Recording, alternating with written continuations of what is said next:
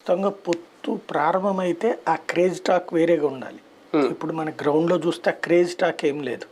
అవును. ఎలా ఉందంటే ఇప్పుడు మాట్లాడేటటువంటి మాది కాంబినేషన్ స్ట్రాంగు సూపర్ అని మాట్లాడేటటువంటి వాళ్ళు కూడా ఒకళ్ళ మీద ఒకళ్ళకి ఒక చులకన భావం ఉంది.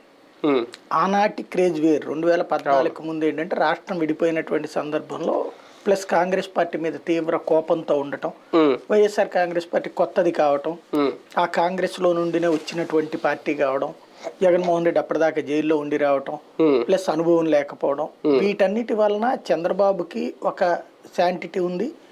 దాంతోపాటుగా నరేంద్ర మోడీ అనేటువంటి వ్యక్తి గుజరాత్ని బాగా డెవలప్ చేశారు కాబట్టి అతను ప్రధానమంత్రి అభ్యర్థి కాబట్టి ఇవన్నీ న్యూ కాంబినేషన్ అది. కాబట్టి అప్పుడు ఒక కొత్తదనం ఉంది. వాళ్ళకి పవన్ కళ్యాణ్ సమర్థన అన్నటువంటిది.